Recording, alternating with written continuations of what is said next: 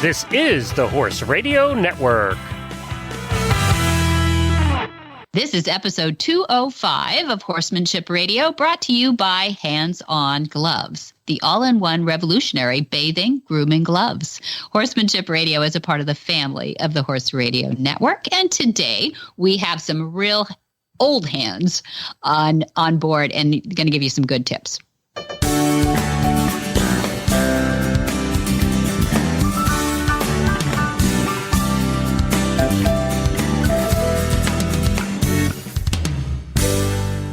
This is Debbie Laux, and you're listening to the Horsemanship Radio. Thanks for joining us. Horsemanship Radio airs on the 1st and the 15th of the month, and I have my producer, Glenn, with me today. He did a change-up on my notes. Thank you, Glenn. How are you? Good. It's good to be back. I haven't been on in a while. I know. I wanted to have you on. I think Jen just gave you the throne for a second so we can talk about June, too, because maybe you got some surprises for us, but you're coming out. Yes. Jennifer and I are coming out along with some other hosts from the Horse Radio Network to the movement, which is in... Tell everybody when it is again. June 17, 18, 19. We've got a little change up, which we like to do. So Nellie, my partner in crime on this one, we thought this thing up 5 years ago, but we don't stand on our laurels. We like to change things up, and every year has been a little different. This year is going to be more of a traditional clinic on the Friday and Saturday, in that we've got Monty and Jamie in the gentling pen. We've got Helena. We've got Wendy. We've got Glenn and Jen, too, all helping us with our horses and with. You really don't want me helping training, though. I can spectate. I can be a cheerleader. I can bring my pom-poms. You're a great cheerleader. Yeah, yes, you're good. You're the support team. Yeah. No, it's fun. It's almost like an HRN get together, this movement this year. But what's the change up is that on Sunday, people can, if they want to, stay for private sessions. So we kept getting feedback that people are so hyped up about working with their horses right there on the moment. They've learned so much that they want to either bring their own horse or use one of our transition horses, the horses that we are retraining for adoptability. They can use those to go on our mountain trail. They can use those to do a join up with Monty. So these private sessions we've been booking now. So if there's any slots left, run for it because they're pretty popular. But that's what'll happen on Sunday. So Friday, Saturday, Sunday. But did I mention a concert? Yes, Templeton Thompson's coming. So we're going to have a concert one night.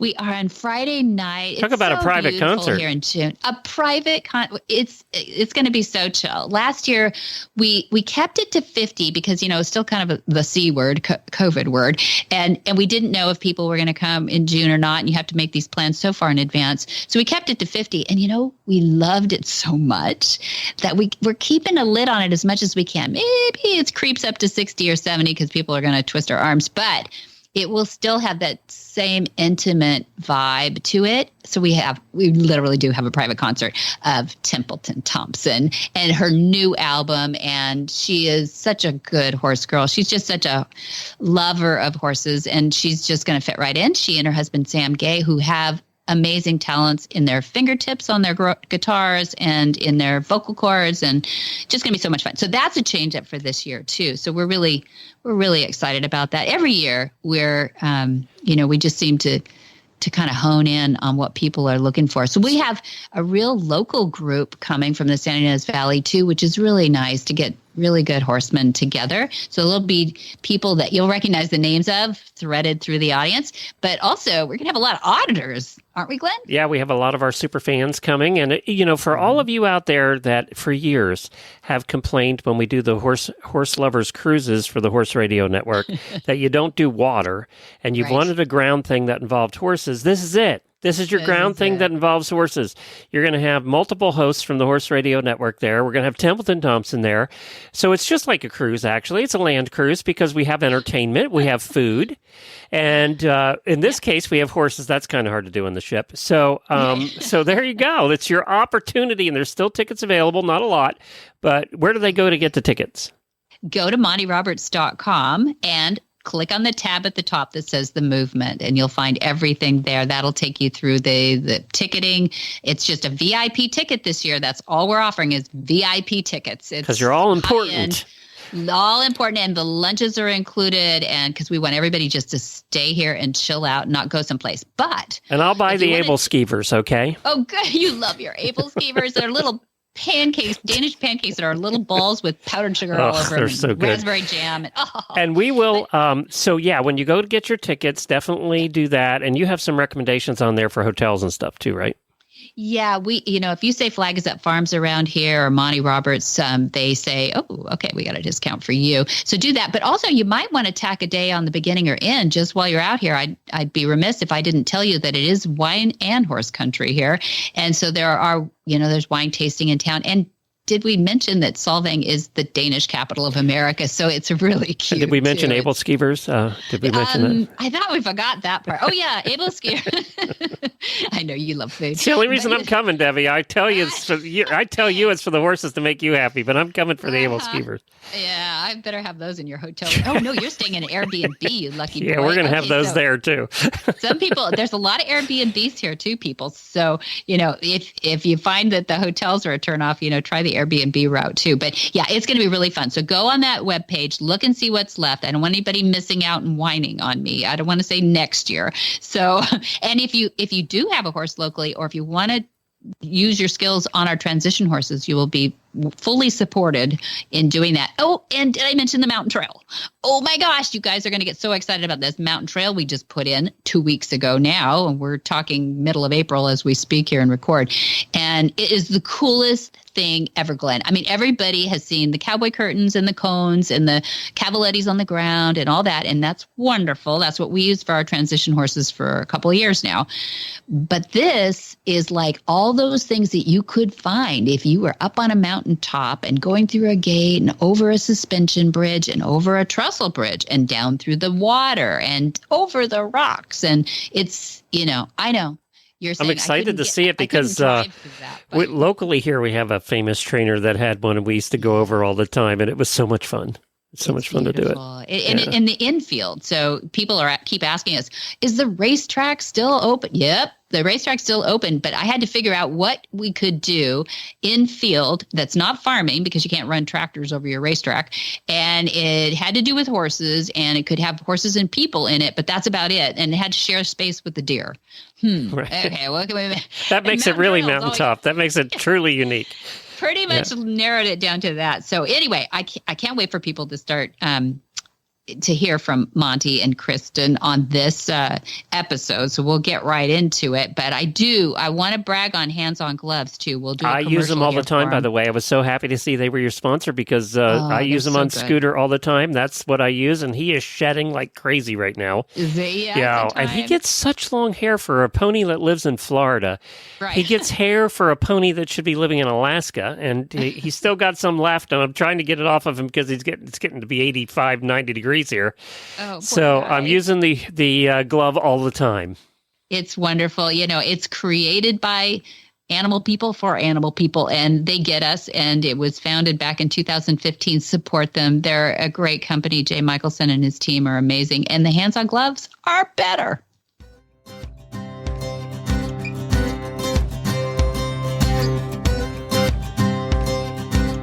Hands-on grooming gloves are a revolutionary concept that reaches far beyond the traditional curry combs, mitts, and shedders on the market today. Wet or dry, they won't slip or fall off, providing you and your horse a more thorough and enjoyable bathing or grooming experience.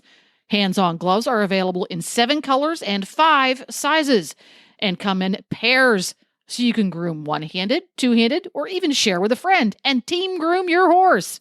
Go to www.handsongloves.com and get yours today.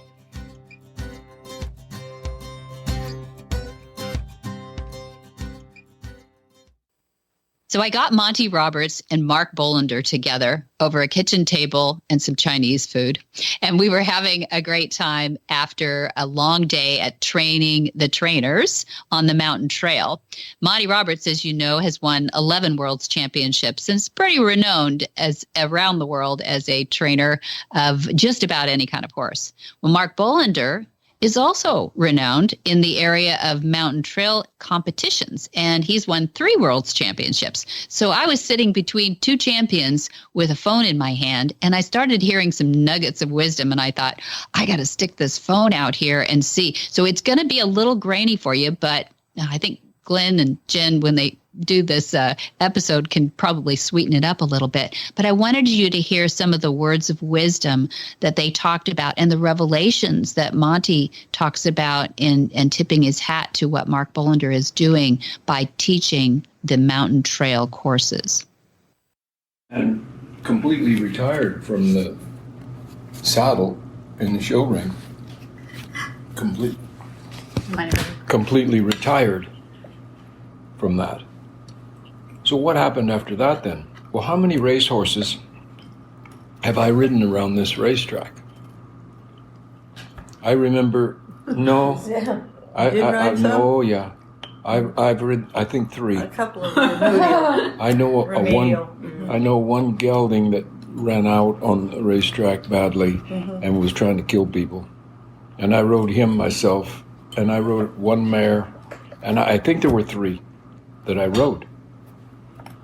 So then you ask yourself, why did people call you to work with their horses? Oh, well, how many horses did I ride that people called me to come work with? 0. Not 1. So what did you have to, well, I had starting gate horses. I had horses that wouldn't load. I had horses that did this and that and the other thing. Couldn't get a saddle on them, or vicious horses and all sorts. The whole time my feet are on the ground. From the age of 32, I mean, I rode my horses here for fun, but I was not training horses from the saddle. Everything I did was in hand. Now, there might be somebody on their backs even, but still in hand, with certain things that I did, like a starting gate issue or something like that. But when you stop and think about it, I never gave in hand enough credit at all.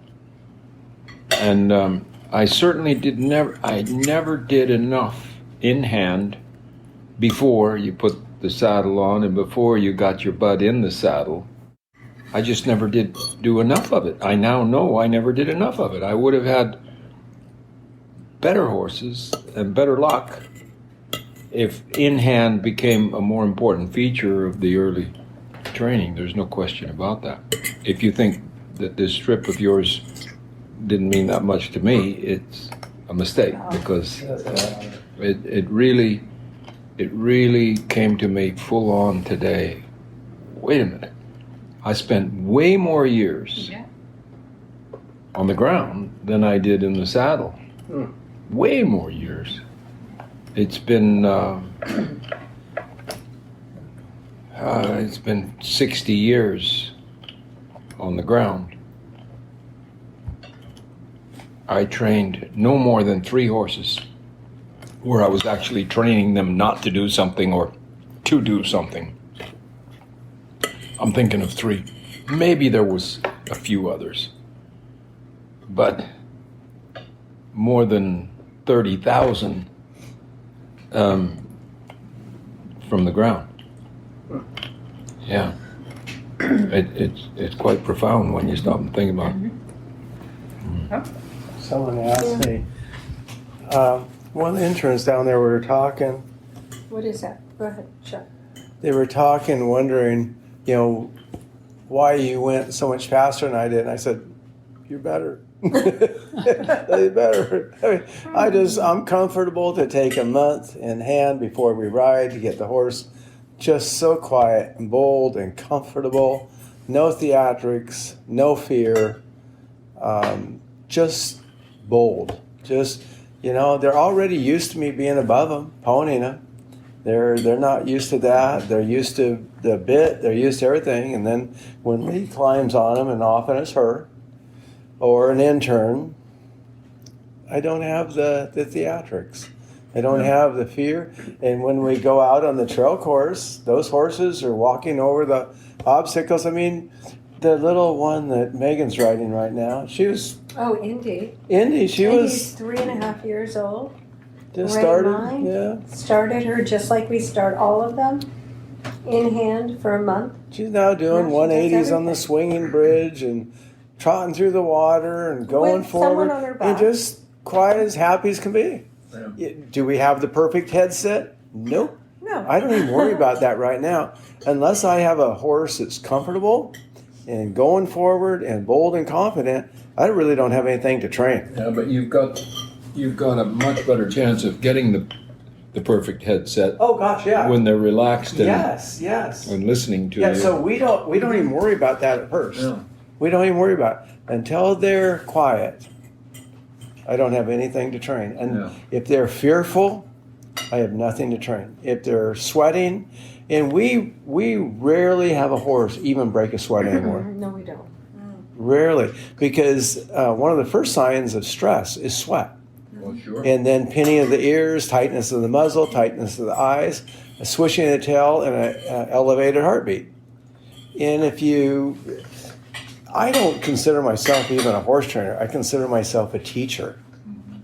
And so I don't find it much different teaching this horse than I find teaching humans. You break it down to a lesson plan, and if a horse has a lot of talent, like Scooter, our Scooter, I mean, we are, I believe, safe Scooter because he's wanting to go, yet his knees are young. You know, so Lee doesn't want Save to. the baby. Yeah. But it was like, can you just get on me after? I mean, he kept saying, and we got on him, and he is full of himself. I mean, this is not a dead horse. He's a brilliant horse, and some horses aren't brilliant. I know he's my horse, so all of our horses are brilliant. But, you know, some horses are a little slower than others. He is smart as a whip, and he's got the attitude to go with it. But he is a little bit like Checkers. I have arrived. I mean, he just makes me laugh. And Checkers' half-brother, Cody, full of beans, he made me laugh too.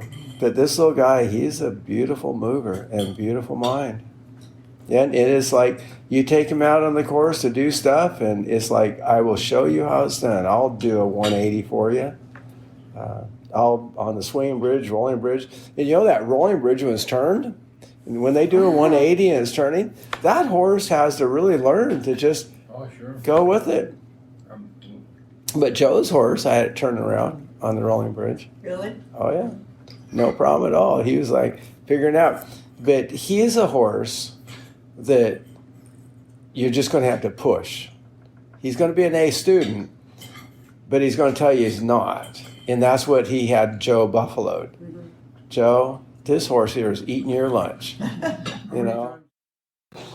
Hi, I'm Monty Roberts. And I'm coming to you now to talk about the Monty Roberts Online University. You know, there ought to be 6 months in everybody's life where they just live with their animals. I've been staying home, but 3 months now, I've been home with this virus thing. And the things I'm learning, we're bringing you a new series. What horses see, how horses see, and about horses seeing things. The online university is bringing you the last 3 years of my learning process, which I promise you is the learningest years I ever spent. The Monty Roberts Online University, you won't miss a minute of it if you get started on it. I love bringing it to you, and it's my shot to take my concepts to the next generation. Up next, we have Kristin Simpson Hardin. We had her on just a few episodes before this episode. And I want you to go back and listen to that because her depth of knowledge is amazing. But one thing she mentioned in passing was about EHV, which is a terrible thing that's gone through, at least in California. And it's a respiratory problem the horses are having. And she is such a good spokesman for horses and what to do in these cases. So I want you to know that this proud mom of 2 medalists, look at that, and she's a medalist herself. She's a trainer, a rider, a clinician, and a coach, Kristin Simpson Hardin.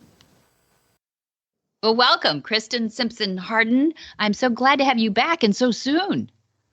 I'm glad to be back. How are you guys today? We're doing good. We're doing good. We're busy on the farm like you are. I know I just pulled you away from a long lining session.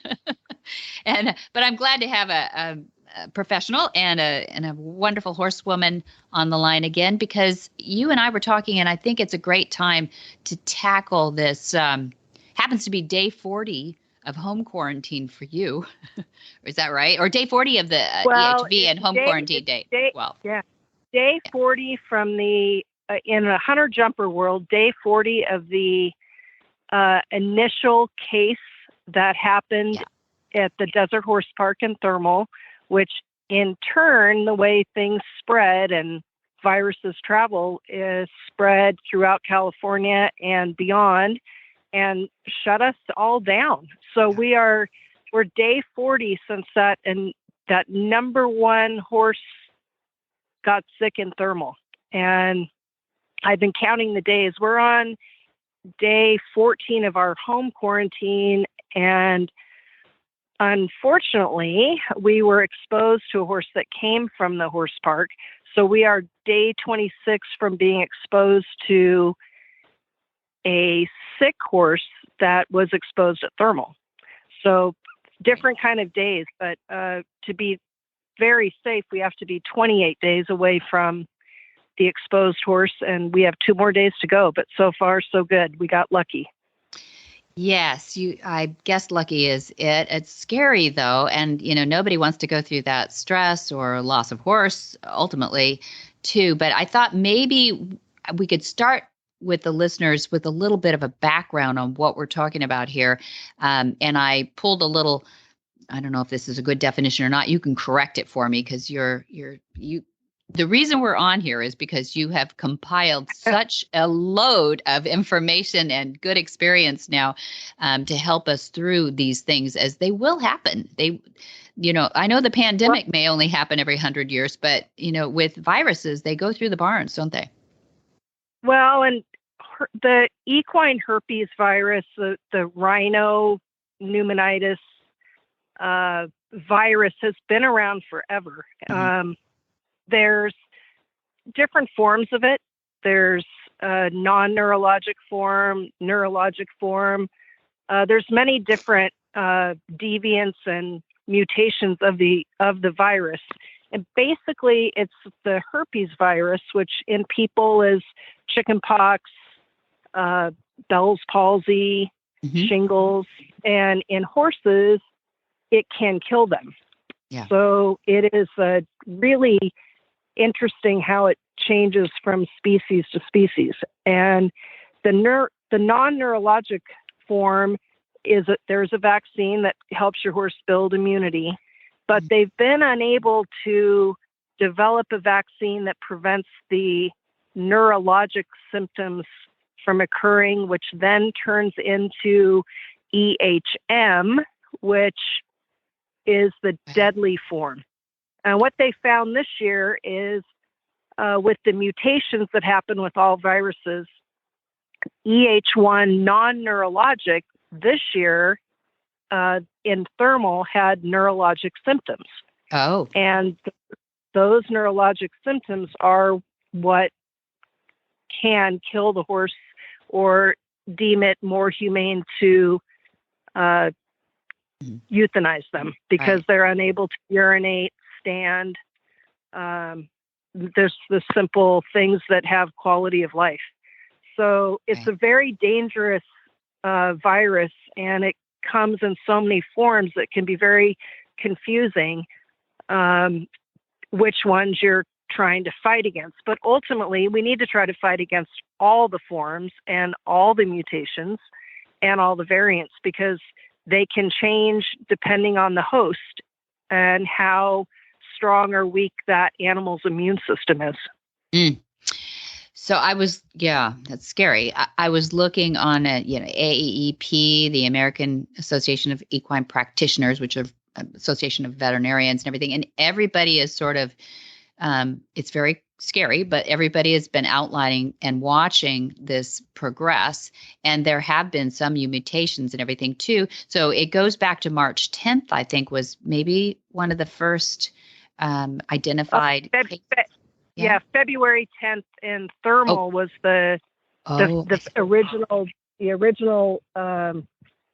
case, and it happened to belong to a friend of mine, and the horse was a hunter and was received. Show hunters, they tend to like to give them medications, which I don't necessarily agree with, but that they think make the horses quieter, but subsequently they can compromise their immune system. And those kind of drugs like dexamethasone or using joint injections, any kind of steroid introduced into any body, not just an animal, but people do compromise immune systems and immune responses. So at the time, she was treating her horse for cellulitis, which common skin infection that leads to really inflamed legs and pain. So she thought she was treating her horse for that, and they do treat that with immune suppressants, which ultimately caused her horse to be susceptible, and then he got neurologic symptoms. Of further testing revealed that he had EHV. And then at the time, the way the horses were stabled at the horse show, it's almost impossible to keep them from touching each other or to isolate them. And the horse shows, with the stabling that we have, they can touch noses over the top of the stalls, and it's just almost impossible to keep them away from each other. So by the time they realized what was happening, that whole tent of horses had been exposed. And further, by the time they realized what was happening, people had left the horse show and people had traveled, and then it spreads like wildfire. Similar thing happened in 2011 at a cutting horse show in Ogden, Utah. And it was a very big outbreak. And when they realized what was happening, the show was over and people had gone home or were traveling home. And they did a very good job of contacting everybody that was traveling and try to get them to stop. But that went to 14 different states. Oh, gosh. So seems like horse trailers and horses being in close quarters for a long period of time, similar to us on an airplane, right. They can infect one another very easily in that situation. And then upon arriving home, they can infect any horse on the property. So not every horse is going to have the same symptoms. Not every horse is going to die of it. Not every horse is going to show you they have symptoms. Some horses can just shed it. Mm-hmm. So it's really important to keep up with the vaccinations against EHV, one for the bottles for rhino pneumonitis vaccine. They found certain ones seem to have more ability to protect the horses. The Pneumabort K that we give to pregnant mares, which it's called Pneumabort because in pregnant mares, EHV, EHM exposure to that can cause the mares to spontaneously abort. Yeah. And it can happen overnight. So when you're a breeder like I am, we are vigilant about vaccinating our horses. It doesn't necessarily prevent it, but it hopefully builds their immune system. To prevent abortion is a scary thing to even think about. So I think people that breed horses are more aware and have always been more aware of this virus. It's existed forever. When I was 11 years old, my horse died of it, and I'm almost 55. So it's not a new thing, but it has mutated over the years, and it is very, very, very contagious. Yeah, and especially in horses, as you said, too. So I love how you had on your Facebook page, you talked about an article here, too. So I think probably people would be wise to want to know what am I looking for? How am I vigilant about that, besides keeping up the anything that they do that required by medications at all to boost and bolster the immune system. That's a given. And we all want to do that. We all want to keep our horses as healthy as possible. But you were quoting this article by a French journalist, which I guess this whole mutation goes back to 2018. That was kind of interesting. Yeah. Mm-hmm. And it does. Yeah, so they've been looking for medical therapies for this to help reduce the symptoms. How successful have they been to get on top of this? I think they did pretty well with that this year. I had some friends, and they're still dealing with it right now in Southern California. There's 600 exposed horses in San Juan Capistrano at 3 very large boarding stables. And those are still locked down by the state vets. I think one of them might allow horses out now, but it's hard at those places. It really has to run through the entire place, and they need a good 21 to 28 days without any fevers on the property. And what they did use there was, as that article states, heparin and a antiviral medication. And the heparin is because the virus can cause blood clots. And a lot of those are why the horses appear neurologic. And heparin is a blood thinner. And the antiviral medication, similar if people that have a Bell's palsy and they go to the hospital and they get an antiviral, they did some of those therapies on the horses in San Juan Capistrano after they lost a few. They had to put a couple to sleep, and they had pretty good luck with that. I think the most important thing is make it a common practice to check temperatures when you're grooming your horse. Have a thermometer in your grooming box and make it a common part of every day that you handle your horse to check your horse's temperature. That's what the article is really trying to be adamantly proactive about, is not just taking your horse's temperature when they don't look right, but doing it every day. And some horses can run a low-grade fever but be sick and be shedding the virus, which can ultimately harm another horse more significantly. So temperature checking is the key. Checking for any kind of puffiness in their legs, anything that is a symptom of EHV. A runny nose is a extreme symptom, but this year some horses didn't have symptoms, and then they got missed, and then boom, they were neurologic, which is a really bad thing. They don't usually come back 100% from that. So I think most people need to be really careful and improve their protocols with their horses.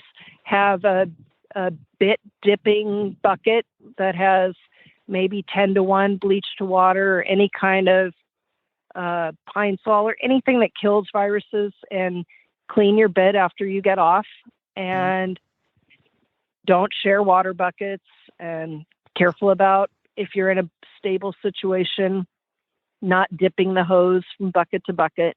Oh yeah. And really simple things to keep your horses safe. Good. Tell me about this chip. There's a microchip that might be coming, may become more mainstream. But... Well, I think in the last year, it's pretty common, but my horses have their chips prior to last year, that the microchip itself has a temperature sensitive microchip. So if you scan the microchip with your chip scanner, it gives you the microchip number and the horse's temperature.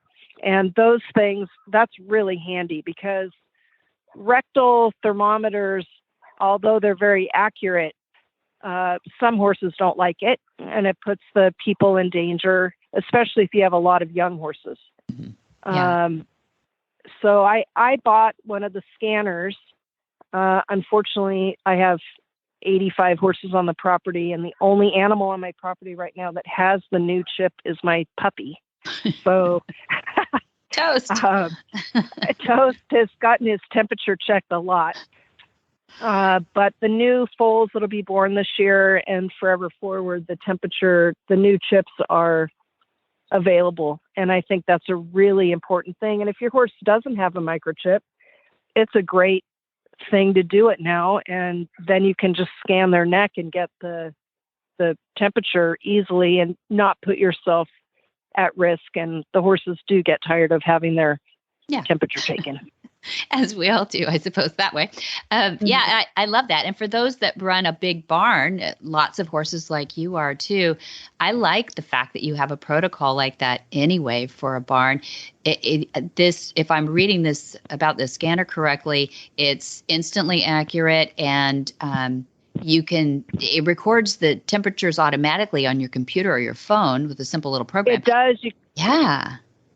Yeah, you can set up a program, and it keeps track of the horse's temperature indefinitely on your program. And that way you don't have to write it down, which is also, it's hard to keep your grooms on top of it. A lot of them will take their temperatures, but having them write it down, they might forget a day, and that's normal. It's hard with horses to have a pen and paper available all the time. So this is a really great tool. And I'm hoping for those of us that have microchips from the past that they'll come up with one that is a temperature check microchip, because you're not supposed to put 2 microchips in a horse. That would be counterproductive to have 2 different microchip numbers. But if we can get just the temperature checking part of it, that would be really great. Yeah, love that. That's a great tip. Yeah, this virus is not going away. I'll tell you that. I think it's here to stay, and we have to be ultra vigilant about keeping our horses safe. Well, that's great. And you have a beautiful barn there too. Tell people where they can get a hold of you to learn more about what you're doing at your place, teaching champions out there. I'm so excited for you. Your fan page, I love this fan page, proud mom of 2 medalists, trainer, writer, clinician, coach. Where do we find you, Kristin Simpson Hardin? Well, I'm in New Cuyama, California, which is between Santa Maria and the top of the north part of the Grapevine, behind Santa Barbara. 2 hours to LA, 2 hours to Santa Barbara. It's an hour and a half. So we're out here. We do mostly breeding and young horse training. I don't have many clients out here because it's off the beaten path, but I have a really great stable that I teach at in Woodside, California, in Silicon Valley. And that's where all of my amateur riders are, and kids. So we commute. Well, I do. I commute up there and teach, and we travel to the horse shows as a giant team, and I give clinics all over. And somebody can find me on my Facebook page, Kristin Hardin, and KristinHardin.com. Happy to talk to everyone that sends me messages on Facebook. I try to answer everybody every day with questions, help with their horses, and advice to try to manage our new world with viruses ever present. That's it. So, yes, I hope people will pay attention, because these were great tips, Kristin. I really appreciate it. And I know it's hard earned too. So appreciate your experience and your willingness to mentor so many kids too. I'm just so proud of what you're doing out there. It's fun. It's very rewarding lifestyle. Good. Well, we loved having you. We'll have you back.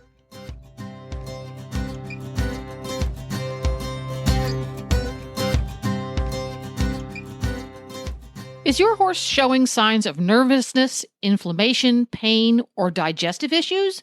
If so, American Harvest products might be the solution you need. American Harvest's natural equine hemp pellets are vet formulated and produced from natural hemp. The palatable pelleted formula is manufactured with potent raw CBD using no chemical processing, so your horse will love the taste as much as you'll love the benefits. Look for the full line of American Harvest products at your local equine shop, any Hubbard dealer, or online at store.alltech.com. And right now, you could win a free 90-day supply of American Harvest equine products. Check out today's show notes for details on how to enter.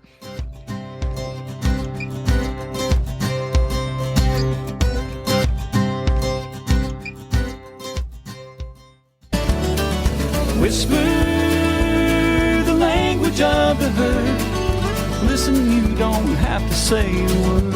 It's time for Jamie Jennings to fetch an email from Monty Roberts' inbox and share a morsel of Monty's wisdom in a little segment we like to call Ask Monty. Leave this world a better place and learn the magic in the language of the herd. Dear Monty, I'm looking for ideas on how to help a horse that is on stall rest and can only be hand-walked post-surgery. He gets so, quite understandably, full of energy that he gets explosive, which makes going for a quiet hand-walk challenging, to say the least, and I don't want him to injure himself or me. How can I help him calm his mind and body? Monty's answer. This is a situation met by many owners. Follow the advice of your veterinarian on substances you might use to help quiet him for an extent that he is safe for you to lead. There is never an easy answer, but a conversation with your vet might suggest that a tranquilizer is necessary. You might think this may be harmful, but I promise that a horse's hoof landing on your head is far more harmful. A good area with secure footing and good footing is very important. Walking in a straight line back and forth is generally a solution, and often there's a hallway or breezeway with reasonable footing, or footing that can be made reasonable. And then walking where two walls is discourages bad behavior. That's a possibility. Schooling with the dually halter is an option if the need isn't already a factor. Studying my methods will find the use of the dually halter to be a safety measure practically unsurpassed. What in the wide, wide world of sports is going on here? Where in the world is Monty Roberts? Monty is looking forward to meeting some new friends, two-legged and four-legged, in April. Here we are. We've got a Horsens and Healing coming up, April 22 through 24. Then April 25 through 29, we have our Gentling Wild Horse course. That's 5 days from wild to gentle. That's what we do at our Gentling Wild Horse course. It's backwards. Yeah, I don't think he's going from gentle to wild. That would ruin his reputation. All those books would be shot. Pretty much bad.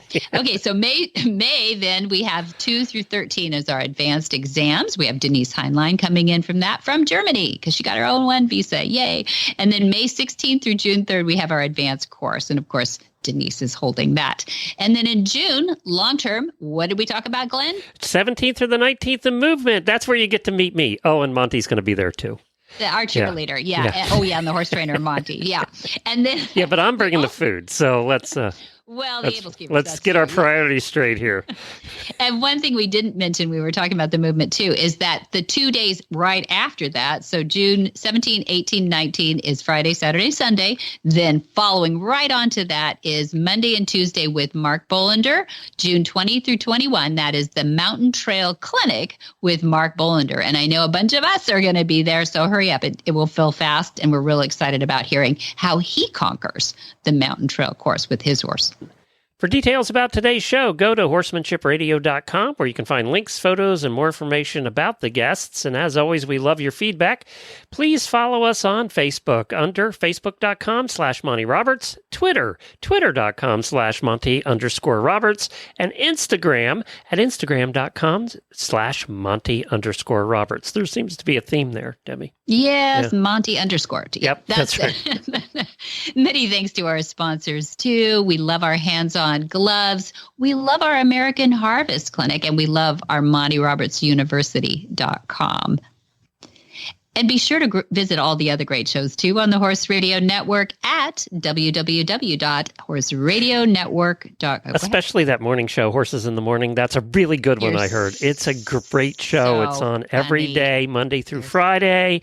We're coming up, Debbie, to episode 3000 on that show. I'm so proud of you. That is Crazy. We think 3,000. there's 2 or 3 other podcasts in the world that have ever hit episode 3,000. Any podcast? You mean not just a horse? Any podcast? No, there's no other horse podcast, but any podcast. Holy moly shamoly. Is that right? That's amazing. Yep. And you guys still talk to each other. And we still after 12 years. No, you guys are the coolest guys ever. I can't believe 3,000. So when do you actually hit the 3,000? In August, and we're hoping to get out to Jamie's in Oklahoma and actually do that together. So we're hoping that works out and that happens, but that'll be in August, and that'll put us in rare air in the podcasting world. Yeah, you're already in rare air in our book. So be sure to visit those other great shows too, because that doesn't even count the 3,000 that they did. So until next time, I want everyone to have many happy horse hours.